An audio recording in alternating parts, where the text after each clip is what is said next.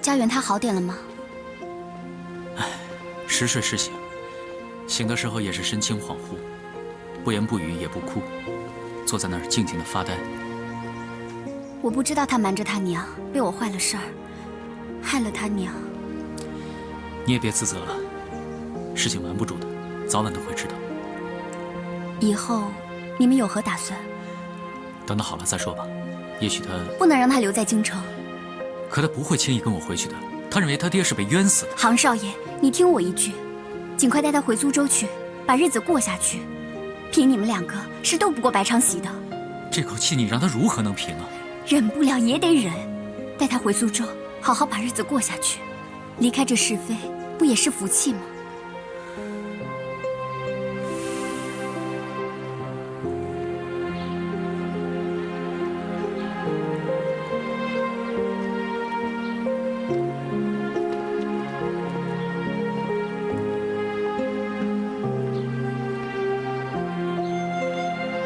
圆圆，回去吧，听话。起风了，你还病着呢。咱们回苏州吧，回到咱们自己的家。你想哭，想喊，想发泄，都痛快。我知道你心里面苦，总这么闷着，我看了心疼啊。要不，你就大哭一场吧，总有我在的。啊！圆圆，圆圆，圆圆，圆圆，圆圆，姑姑，姑姑。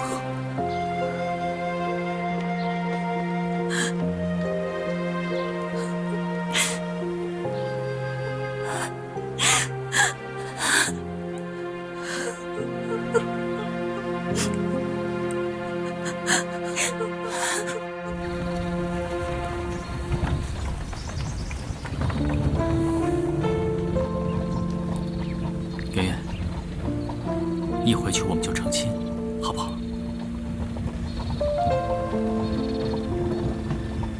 我疼你，让着你，什么都依着你，啊！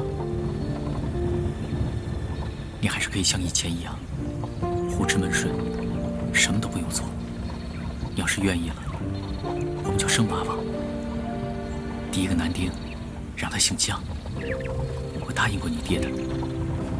接二连三，咱们多生他几个，这样就热闹了。你爹娘在天上，看着也安心。圆圆，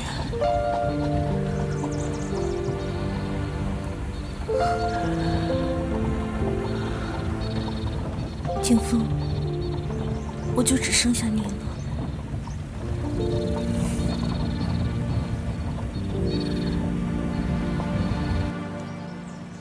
爹，为什么要我认他做义父？这对你有好处。有什么好处？你听我说，儿子。对，我是您儿子，我有父亲。我是个无能的父亲，不能栽培你。可是无论怎么样，您都是我父亲。子不嫌母丑，儿不嫌家贫。我从来不会认为我自己的父亲无能。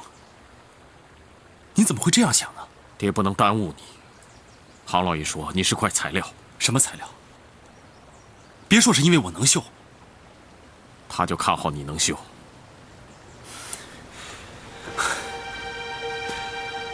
爹，您现在是怎么了？我记得从我有记忆开始，您就是最反对我拿针干绣活的。您说过，一辈子不希望我跟绣字沾上边儿。那现在您的态度，为什么突然就转变了？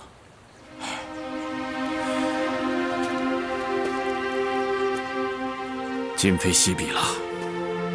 有什么不同？就因为杭建庭的看法，因为他的看法，所以您就改变了态度吗？阿憨，如果你一直跟在我身边，是成不了气候的。如今杭老爷愿意教你、栽培你，是你的机会。更何况，他极有诚意，甚至愿意收你做义子。我不想做他儿子，我根本不喜欢他这个人。为什么？因为他就是个道貌岸然的伪君子。不许你这么说！谁知道他是不是真心诚意想教我呀？他当然是，可是我又不是没看过他教徒弟。他当初教江家园的时候，他根本就是敷衍了事，他什么都没教他，竟敢胡说！你怎么把自己跟江家园比在一起？他是块材料吗？可就算江家园不是那块材料，冲着他杭敬亭跟江学文之间的交情，他也不应该敷衍了事啊！他对自己的至交都能够如此，他这个人还能够信任吗？阿恨，你错看杭老爷了，他不是个刻薄的人，他对顾教、对江学文，都算是情深意重。是吗？我可没看出来。有一天，你会明白，你会感受到的。干嘛非要我感受到？我跟那江学文半点关系都没有。他若真讲情义的话，就应该对江家园好一点，他才是他故人之后呢。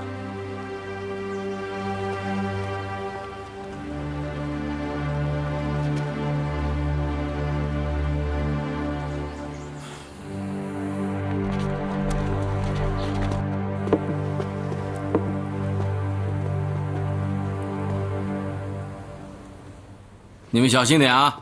哎，注意点，别刮坏了。哎，留神！哎，为什么要拆这块匾？阿恨，你怎么来了？为什么要拆这块匾啊？这会儿你不是在绣庄吗？你的功课……这个是先帝爷赐给家园他爹的。是啊，正因如此，所以要把它好好的保存下来。哎，如今学文都不在了，这份荣耀可不能随之埋没了呀。当年呢，这块匾，还有这间屋子，都是朝廷送的，如今恐怕连屋子都保不住了。都收回？那家园怎么办？哎，远远不是问题，有我在呢，无论如何我都会照顾他的。只是啊，他也不适合继续在这个地方住下去了。触景伤情啊！哎，小心点啊！哎，知道了，别碰坏了。哎，注意点，小心！小心啊！哎，那这块匾，你打算怎么办？哎，先把它封上再说吧，总不能让官府连宅子带匾一块收回去吧？阿恨啊，你怎么会到这儿来了？有事吗？我找你，是不是遇到了什么针法不懂的地方，还是……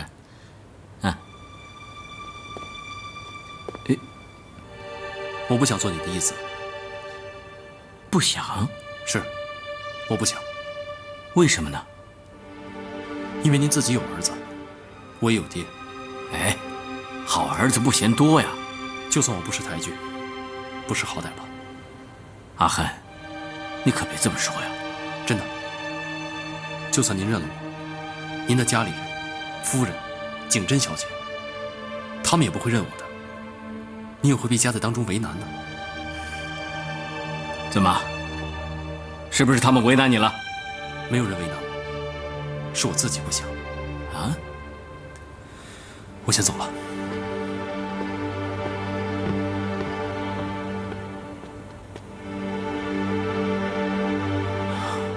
你没有跟他恳切的谈过吗？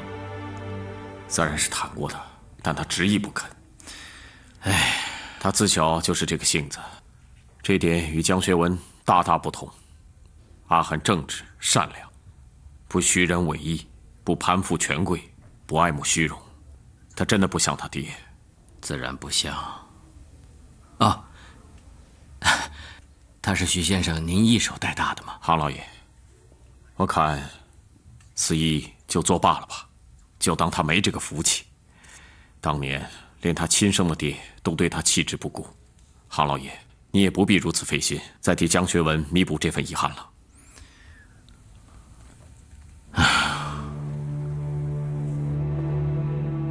徐先生啊，当年令妹不曾对你提提及什么吗？我常年在外地做工，很少回去。等我回到老家时，孩子已经落地，蒋学文已经不知所踪。我妹妹迟迟等他，实在是不堪。最终，在他死之前，你都不知道阿恨的爹是谁吗？他没跟我说。为了保护蒋学文，他知道我会杀了他，直到他死前才说出来。哎，那为什么你不立刻带着孩子找过来呢？山高路长，云南距此，何止千里之遥？10几年来，我的内心始终矛盾。我想让阿恨认祖归宗，又不想便宜了蒋学文，更怕那个伪君子胆小怕事，见到自己的亲生儿子，他也不敢认。这岂不更伤了阿恨？我恨不得亲手杀了他。愿念及阿恨年幼，若我犯事，他就再无所依。这么多年来，每每我午夜梦回的时候，我就彻夜痛苦难眠。就这么一年一年的过去，阿恨也长大了。徐先生，难为你了。总算是老天有眼，蒋学文得到了报应。可怜了阿恨，一辈子喊不到一声他的亲爹。我绝不能让阿恨再离开，就算不能公开认祖归宗，也要留他在身边。他毕竟是我儿子。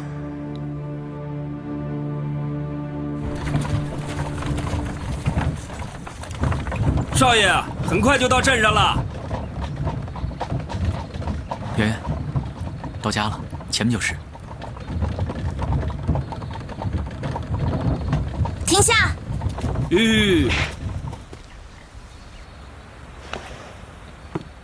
去哪儿，圆圆？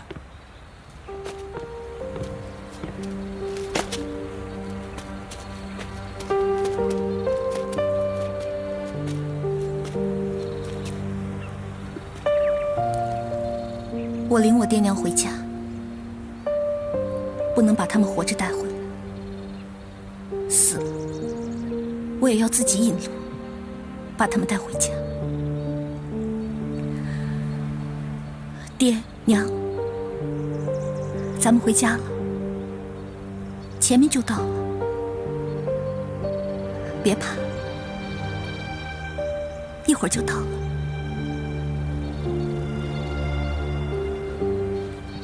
爹娘，他们回来了，景峰回来了。哎，他爹，你去哪儿啊？他们就快回来了。哎呀，我赶紧让厨房去准备。哎，娘，急什么呀？人家还在溜大街呢。啊？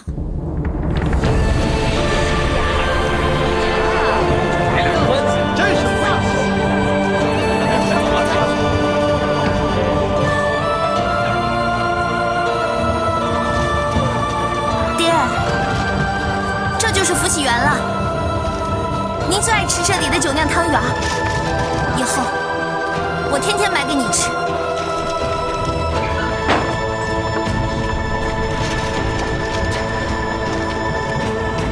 爹，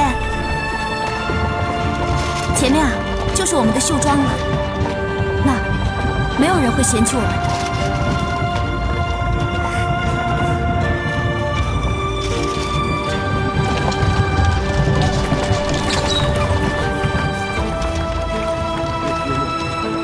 爹，到了。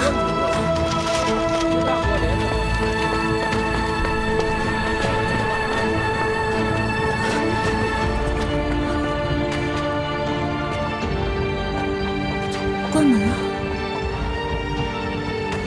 爹不在了，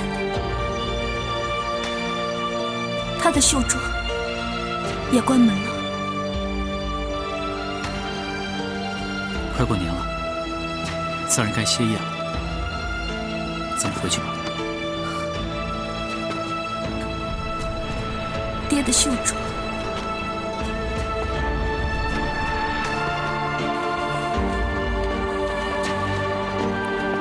哎呀，吓死我了！唐景芳，你给我过来！我问你，你这是干嘛呀？啊，大不孝啊你！爹娘还健在呢！啊，你倒急着替别人赶棺材。哥，你也太不孝了吧！大过年的领2具尸体回来，你也不怕触霉头啊？你们小点声！我触什么霉头？叶落归根，我是陪着圆圆回故土安葬她父母，有什么不对啊？哎呀，瞧你啊，还有理了！我当然有理了，还是爹让我把她接回来的。是让你去接人，可没让你像孝子一样把尸体也接回来啊！咱们可不是丧家。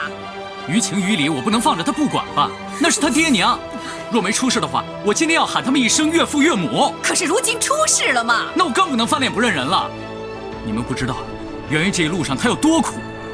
圆圆她，你看看，圆圆，你不在，他们都偷懒了，怎么没人呢？哎，人呢？他在跟谁说话呢？啊，人都死了。爹，你出来管管他们呀！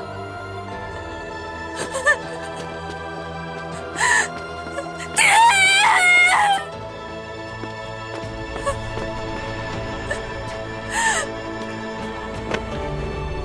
圆圆，圆圆，圆圆，圆圆，圆圆！哎呀，圆圆，圆圆，醒醒，圆圆！现在这算怎么回事啊？把他给弄回家来，还替他办后事，这年还过不过了？年年都有年可过，不差这一年。平常倒霉我也就算了，可是这大过年的就不准再触我的眉头了。白雨晴，爹，别老对娘吹胡子瞪眼的。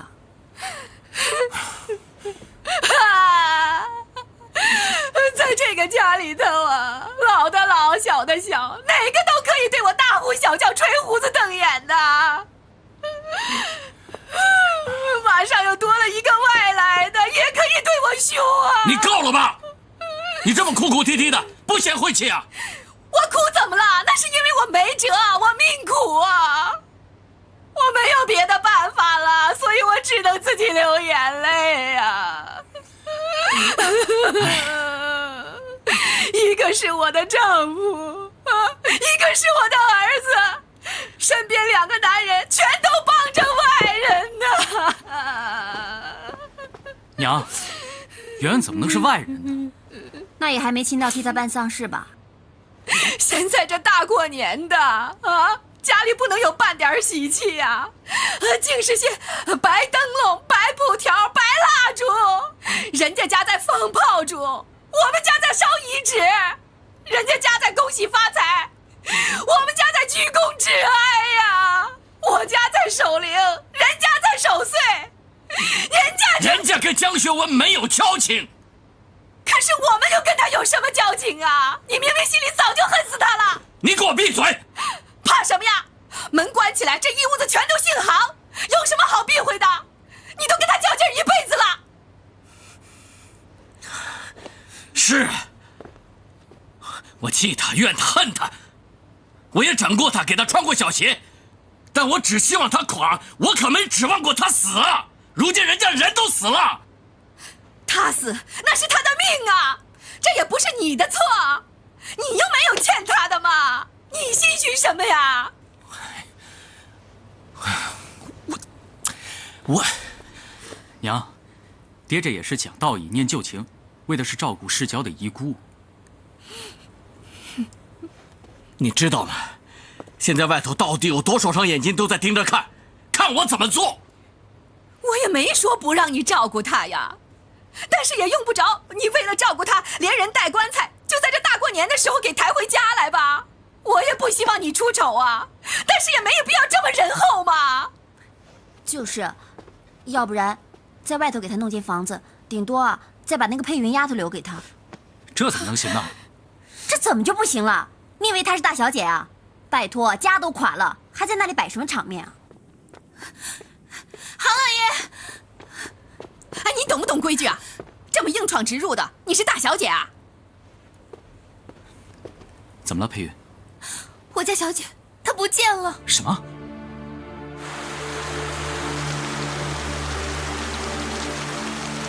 爹，不喝吗？这是圆圆煮的。爹，你在怨我吗？是圆圆无能，救不了爹娘。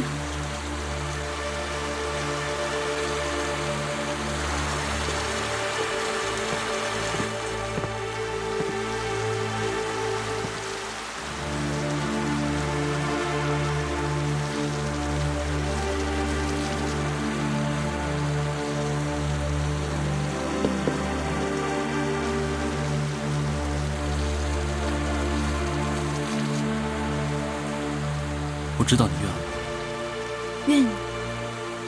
为什么？我罪犯之女，谁都想避开。你没什么错。圆圆，我不是啊。无所谓了，是不是都没什么差别了。当然有差别了。我离开不是为了避祸，我是……不准说。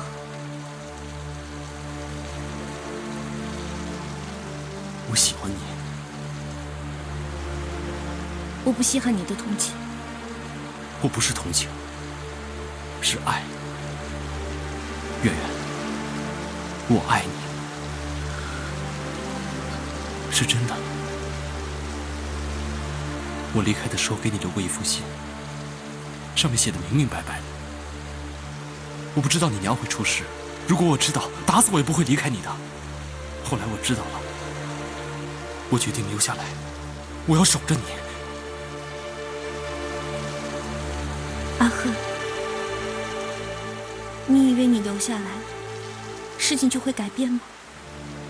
你错了，你留你走，我娘她都不会复生。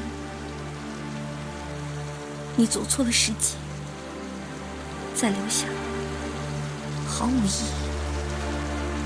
你恨我？恨。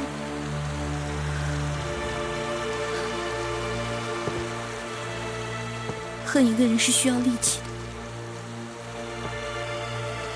我累了，爱和恨，我都使不上力。圆圆，你不要这样。我累了。如果连最亲的人我都留不住，何须再花力气去爱和恨？人世间没有什么可以信任，没有什么不能放弃。从今以后，我只剩一口气，为我爹撑着，嫁给景风，生个儿子，姓江。这就是我爹要的，就这样。圆圆，你不能这样，你要活过来。圆圆，圆圆，你要活过来，你知道吗？你不能这样，你不能这样，你要活过来的。放开他！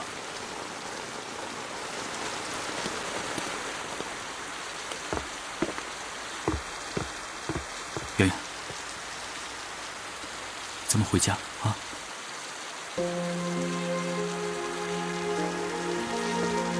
粥，别管粥了，你受凉了，跟我回家看大夫。走。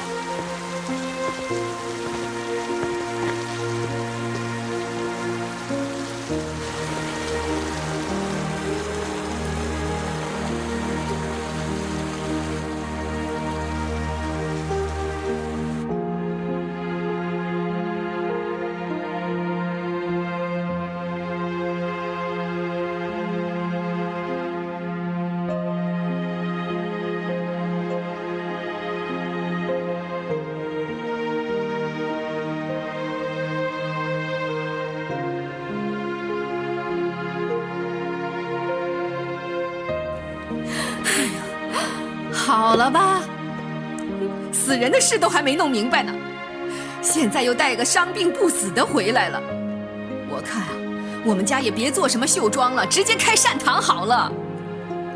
娘，今后那个江家园真的要来这儿住啊？你没看到人都抬回来了吗？那你就依着爹了。你得反对呀。你可真是说的容易呀，这是你爹打定的主意，谁可以反对呀？这爹也不知道是怎么了，一会儿找个外人回来当少爷，一会儿又找个女的回来当小姐。谁说让她来当小姐了？哼，在这个家里头啊，上下只有2个女人可以说话，一个是一家之主你娘我，一个就是货真价实的大小姐杭景珍你，其他人都一边站着去吧。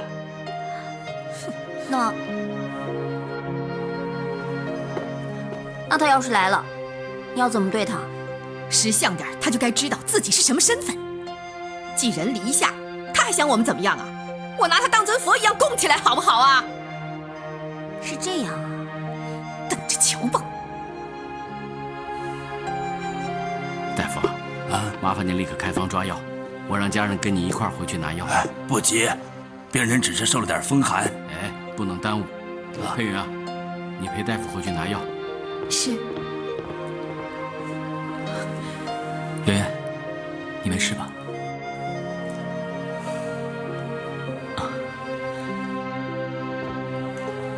锦芳啊，你先出去吧，我再陪一会儿圆圆。我跟圆圆有话要说，你先出去吧，啊。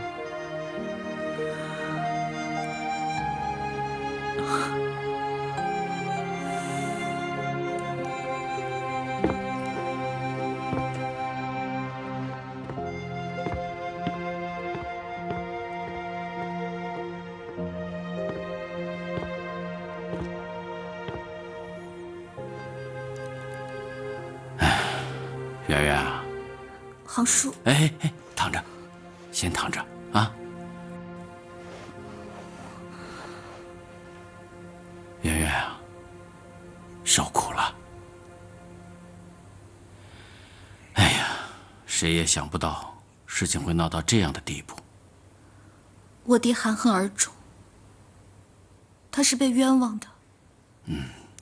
薛文他心思太烈了。总得先活下来才能平反嘛。人家是宁鸣而生，不默而死，他却偏偏选择了宁鸣而死，不默而生，何苦呢？这就是我爹，宁愿死，不苟活。先不说这些了，你就安心在这儿先住下来，啊？不。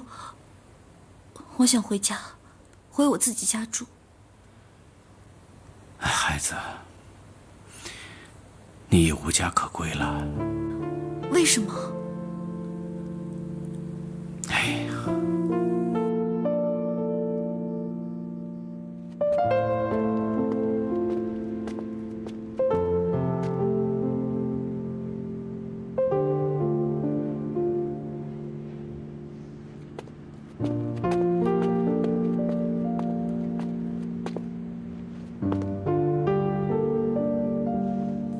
他没事，只是受了风寒。就算有事，也跟你没关系。你的那封信被我烧了，他还没看到就被我烧了。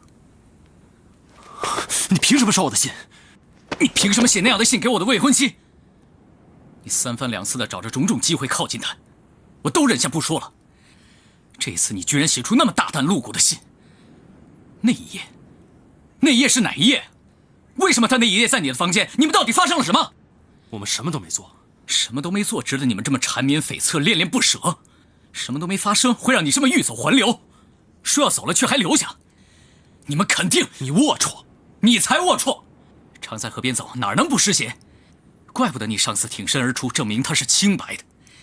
原来他的清白是毁在你的手上。你敢侮辱他！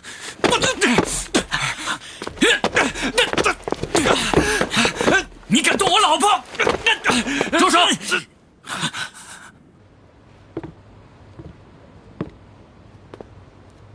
说，为什么打架？看你们2个人都往死里头打，到底有什么深仇大恨让你们打成这样啊？金凤，你说。没事。阿恨，你说。没事。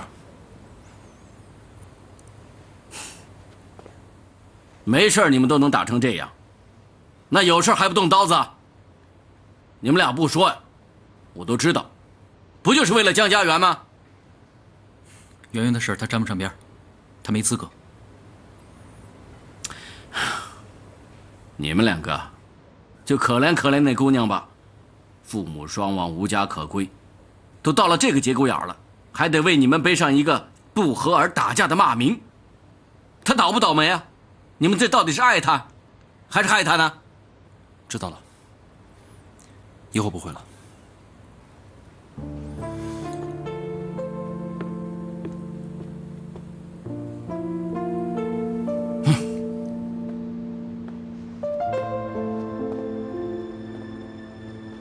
锦峰，我不准你再欺负他。怎么就是我欺负他呢？那好，以后你就学着尊重他。因为你要收他做义子，合着我还真得把他当兄弟。锦峰啊，你不是个小气之人呢。对，我不是，我是您嫡嫡亲亲的儿子，我怕什么呀？你要是喜欢，您尽情去喜欢，我总可以不喜欢吧？就算今天他是我同胞同母的亲手足，我也不喜欢他，我就是不喜欢他。什么时候的事啊？昨天夜里。我怎么不知道？可能是您白天太累了，晚上睡得太沉，没听见。又是打我的景峰，他又是打我的景峰。从小到大，我都舍不得动手打景峰呢。他可真有胆呢，3番4次的这么欺负我的景峰。哼！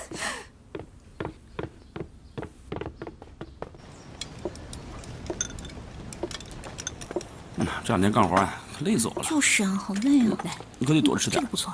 吃啊，多吃点啊。哎，他怎么样了？不好，怎么了？我只听说是风寒啊。心情不好。这是自然的，家里遭遇巨变。知道你还这样？我说的是你跟景峰少爷又打架。哎，我说你这不是……徐汉，夫人，夫人，夫人，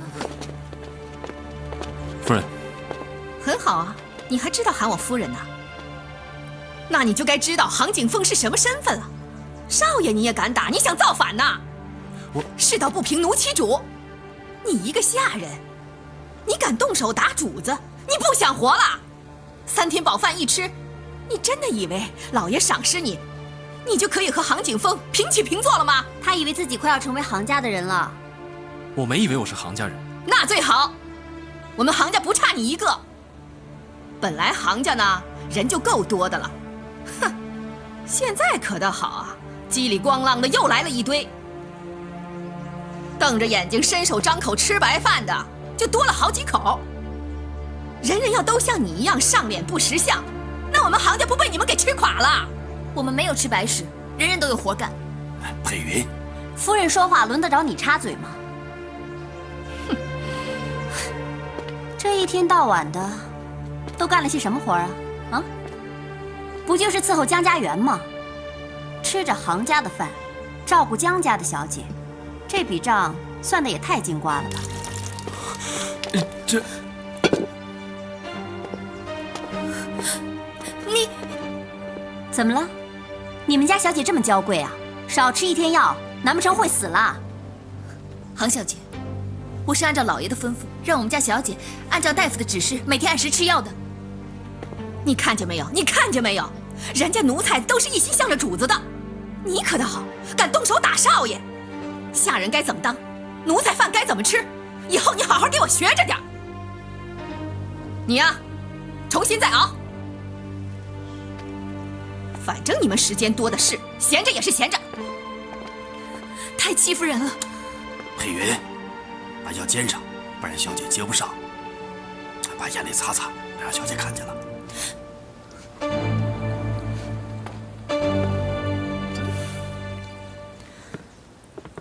喝药了，小姐。哦，刚熬好啊。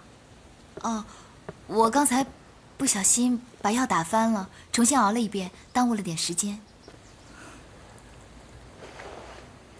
人在人情在，爹一走，官府就把房子给抄了，真是世态炎凉。快喝吧。幸好有行家，否则咱们连个栖身之处都没有。杭老爷人好，其实景风也是不错的，最起码他也同意让我们搬进来了。这屋子本来是景真的，景真也挺好的。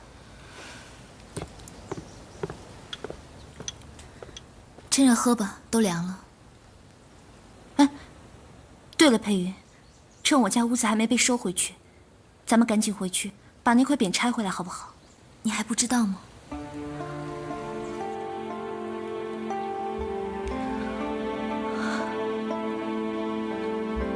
别难过了，真难为了杭叔，心思这么细密，还能想到将我爹的声誉保存下来。世态凉薄，人人都避走不及，只有杭家不但不走，还接济了我。这块匾放在这儿也好。你少啰嗦，那是我的事。不跟你同姓，我管你那么多。我要是你呀，哼，怎么样？心里早就打鼓了。你打什么鼓啊？圆圆她跟江家园没关系，他现在这个情况，跑不掉了。那你什么意思？我说的是爹。杭景峰，你的位置不保了。那个徐恨，我知道，徐恨怎么样？不就是认他做义子吗？他再亲能亲得过我这亲生儿子？那也未必。我要是你啊，就该去跟爹下下功夫了。下什么功夫？我一个大男人，我要去跟爹撒娇争宠不成？那成什么样子了？那是你们女人做的事儿，我干不来。干不来也得干，你得让爹知道你的重要性吧。你不能处处都被那个姓徐的欺负吧？我也不是好欺负的，他要是动手，我也不客气，打不赢我认了。打赢了又怎么样？我让他难过。杭景峰，你这什么脑子啊？皮肉上的输赢，这又算得了什么？你要是再这样下去的话，你横竖都是输。笑话，我输什么？你走着瞧吧。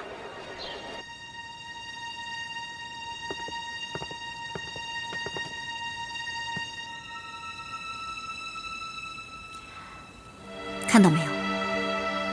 那里可是你的位置。那不就是个座吗？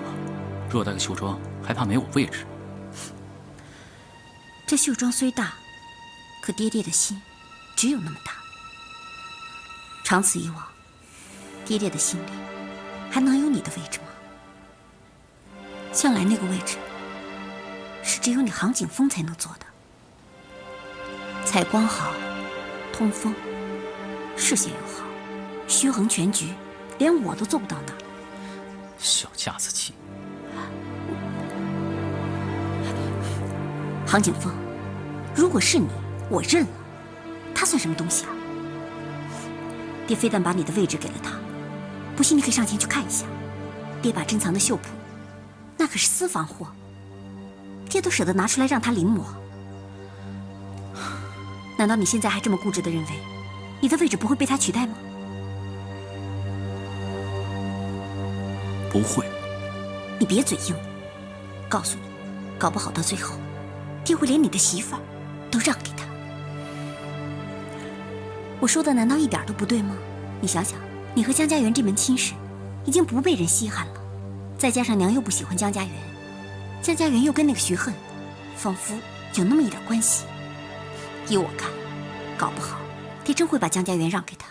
反正这种顺水人情，爹最会。你有完没完？碎嘴子！结婚？对，我想及早。哎呀，你急什么呀？眼前这个光景啊，你还怕他跑了不成啊？你放心吧，没人跟你抢。哎，话也不是这么说，只是现在时机不对啊。怎么不对了？他还带着丧守着孝呢，连孝服都未脱呀。那可以一切从简啊。你何必这么着急呢？白事未过就披嫁衣，在他心理上，他也一时难以调试过来吧。我想他心里是愿意的。他当然愿意了，今非昔比了嘛。我看他还能像以前那样大声地说退婚，退婚，退婚，哈，退到哪儿去啊？退无可退了吧？好了好了，小声点。哎，我干嘛要小声点啊？这可是我的家，我在我家的屋檐底下，哎，我爱说多大声就说多大声。娘，哎，锦峰啊，现在真的不是时候。就算你心里头再着急，想照顾圆圆，也不该这个时候去办婚事啊。你可不要陷圆圆于不义，落人画饼啊。听你爹的话没错的。